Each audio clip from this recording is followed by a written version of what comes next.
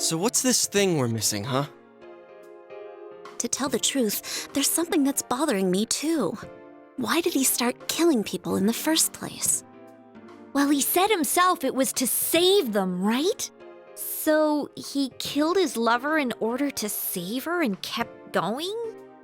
The police speculated the first murder was related to the affair, so they called in Namatame for questioning.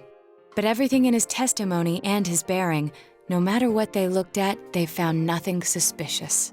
If he truly is twisted enough to believe that murder is a means of saving people, I think that would have shown through. Maybe he faked it real well. Or maybe he started out with a normal motive and got a taste for killing after the first time. No, if that were the case, his motive for killing that announcer would be even more inexplicable. Namatame and his wife were separated at the time. Both Misuzu Hiragi and himself testified that she had discarded him. Hiragi also knew about Yamano beforehand, and Namatame was shocked to hear of Yamano's death. Their relationship was known and was not strained to the point of murder. There's simply no motive in the affair angle. The police invested a great deal of effort into investigating this point. Therefore, we have no convincing motive for Namatame to kill Mayumi Yamano, although her name was written in Namatame's own diary. His reason for killing her. It's still possible that he was crazy to begin with and no one realized, right? I don't really get any of this. Oh, this is so confusing! Hey, we could hear you in there. This is a hospital. Maybe you should quiet down a little. Oh, there you are, all of you. Please come with me immediately.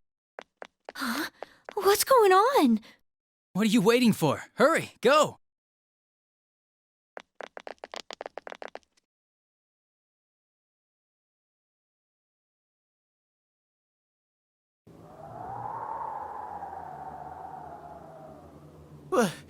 Where am I?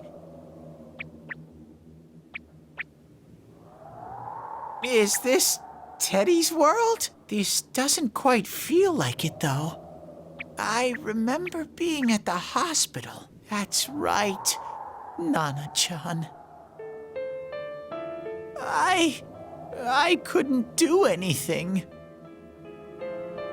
Why do I even exist? I couldn't keep my promise. I lost my reason to be there. That's it. I remember now. So, it was true. Guys! Sensei! What should I do?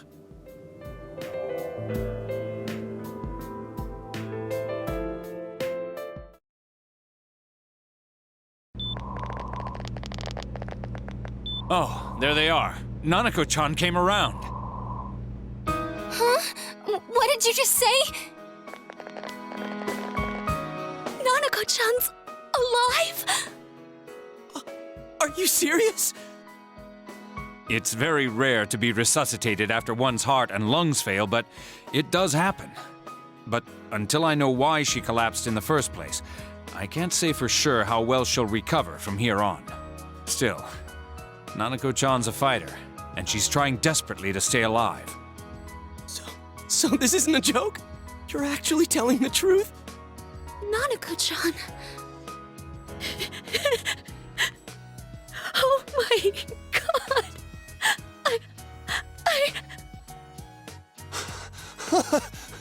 This is amazing! Miracles do happen. I'm so glad. I didn't know what I was gonna do.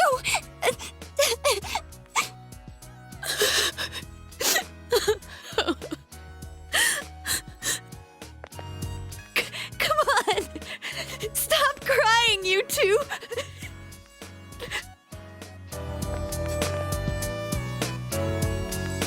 You all should go home for the night. I'll speak with Dojima-san tomorrow about Nanako-chan's treatment. It's rather chilly outside. If it starts snowing, be careful not to catch a cold.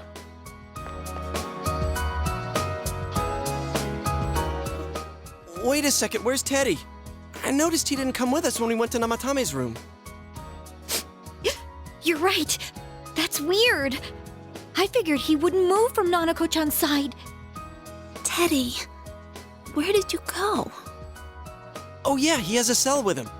Wait, I shouldn't use mine inside the hospital. I'll try calling him up once we're outside.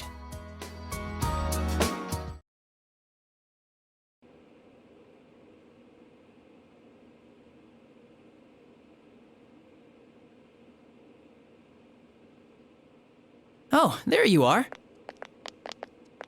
I forgot to tell you. Don't pull that again, okay? You can't just meet with the suspect like that. Anyway, I came to give you an update on Dojima-san. His wounds opened up a little, but he's treated now and he's fast asleep.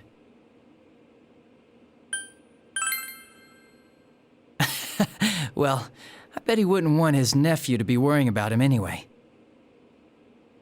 Anyway, I heard Nanako-chan's on the road to recovery again. You guys were being so dramatic that I got really worried. But this is good news. She'll be well again in no time. By the way, you're all alone at the house now, right? Well, enjoy your freedom while you can. Dojima-san and Nanako-chan will be back soon after all.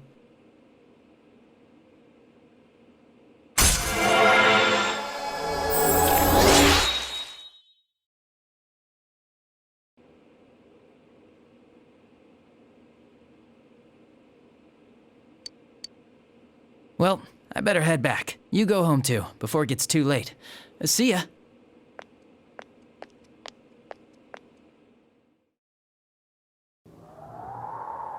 Couldn't save. I couldn't save. Why? Mayumi. And that girl too. I couldn't save them. Huh? What's the matter? Feeling guilty all of a sudden? Sheesh.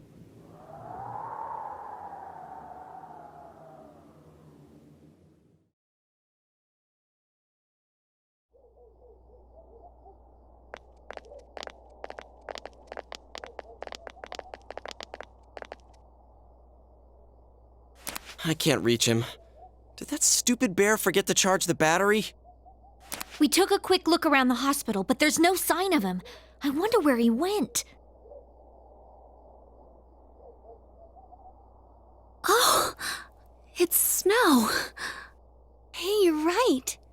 Wow, it's been a while since I last saw real snow. It doesn't look that pretty, though, because of this fog. I guess this makes it the first snow of the year.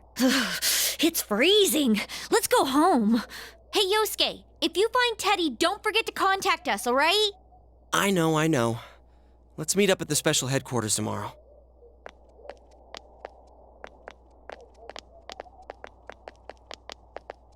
Man, that Ted. I hope he just went back home by himself. He's probably fine.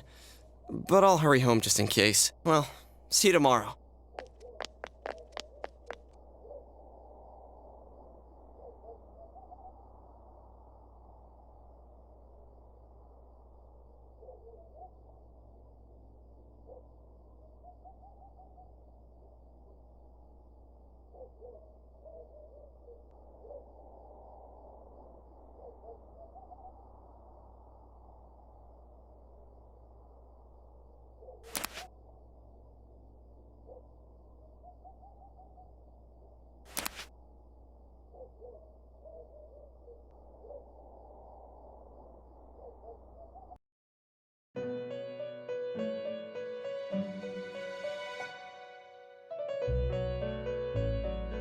Welcome. It's been quite some time.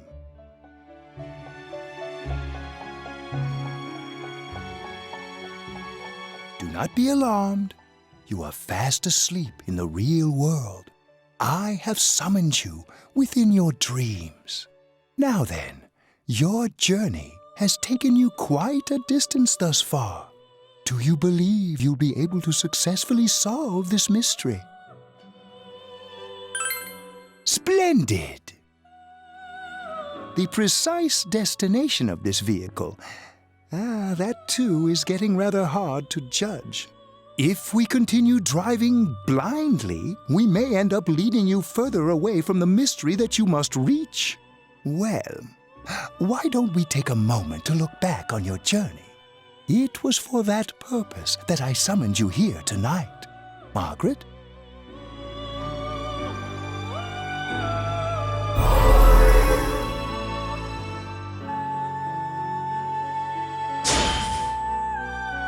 What's right? What you should choose to do in life? The answers to those things lie within you. I'm going to think about my life and set my own path. We are experiencing the words engraved into your memory during your journey. Failing to understand and failing to listen are rather different things. All right, let's go ahead and think this through as much as we need. If we leave any unanswered questions behind, we'll just be lying to ourselves. I'll think as hard as I can and try to help. Come on, we've accomplished this much together, haven't we? Right. Together. And it seems you have comrades with you as well. Those heading in the same direction through this dense fog.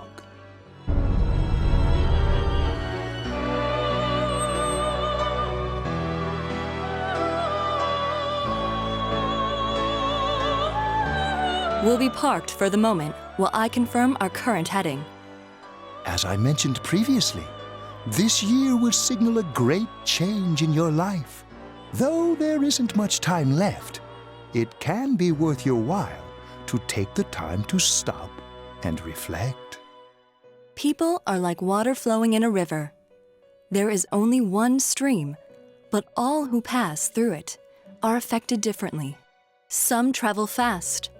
Some change their course, experiencing countless events as they travel down the river of time. Just so. The state of this room reflects the scenery of your heart. Perhaps this may be a time for contemplation rather than action.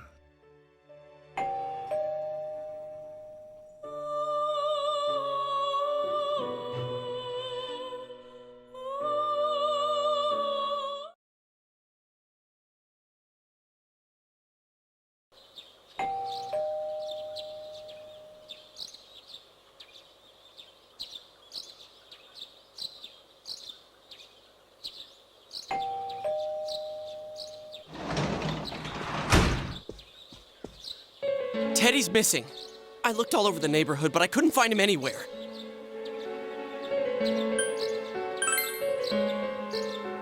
I hope so. Rise and the others are checking inside the TV to see if he's gone back to the other side. We're meeting pretty soon, so will you come with me to Jeunesse?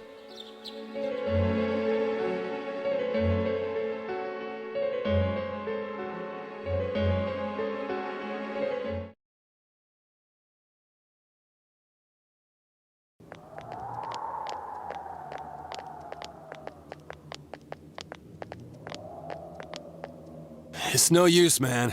We can't find him. No luck for me either. I didn't sense anything over there. The fog's so dense it might be affecting my readings. I wish I could do better. I'm sorry. That Ted. Don't tell me he really went back to his world this time. We told him over and over that he could stay here.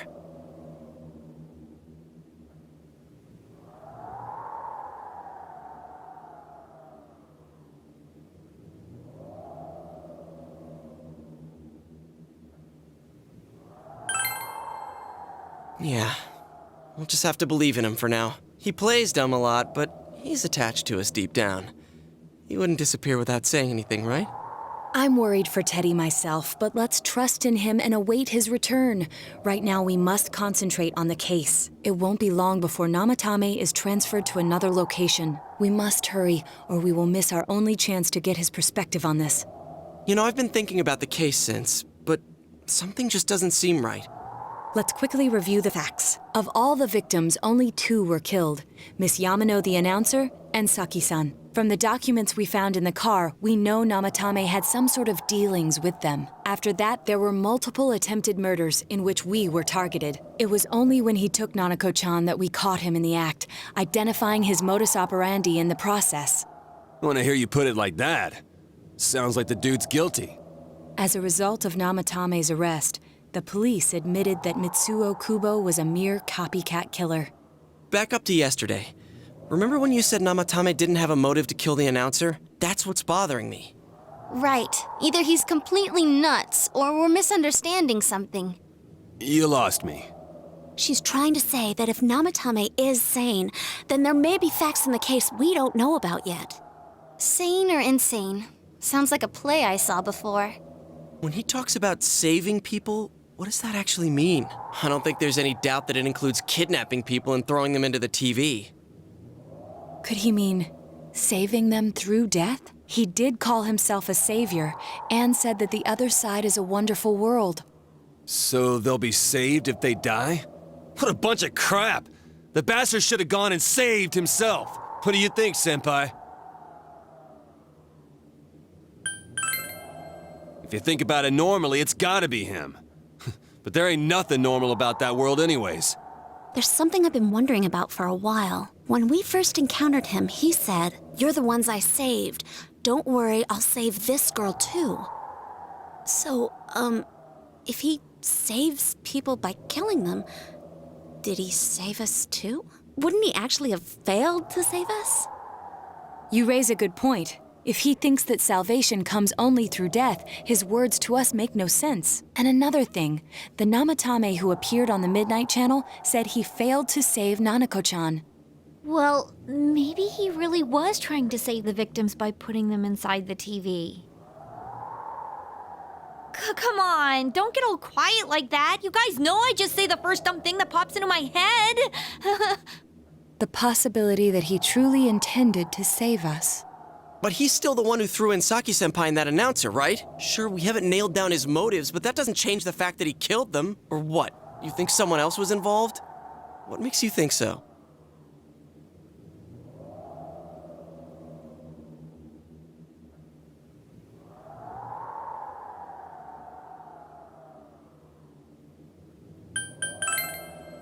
Warning letter?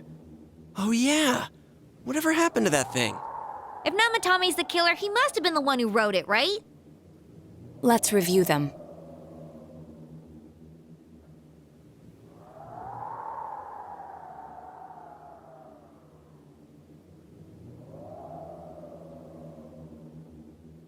Yes, that's right. Isn't that kinda odd? Would someone who thinks he's saving people by killing them write stuff like, "Don't rescue or kill"? Yeah, and the will be put in and killed part doesn't make sense either. If the killer was writing it, wouldn't it be more like, I'll put in and kill? Hey, could this mean... Yeah, it's almost like someone else wrote this letter. But only the killer would write such a letter and deliver it to Dojima-san's house, right? If someone else wrote it, that could only mean... Dear God. Since this is such an unusual case, I was absolutely convinced that other than the Kubo incident, there was one culprit. So Namatame really was trying to save his victims?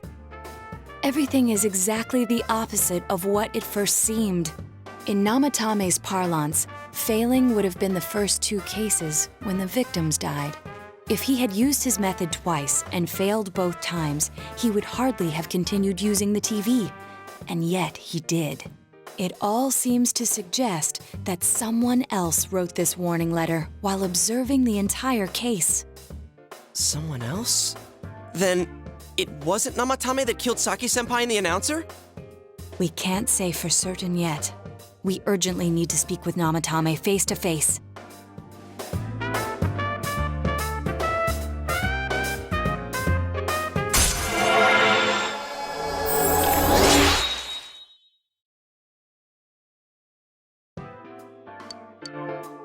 How though? After what happened yesterday, they said they're gonna tighten security. I have a plan, but there's no time to waste. Let's hurry to the hospital.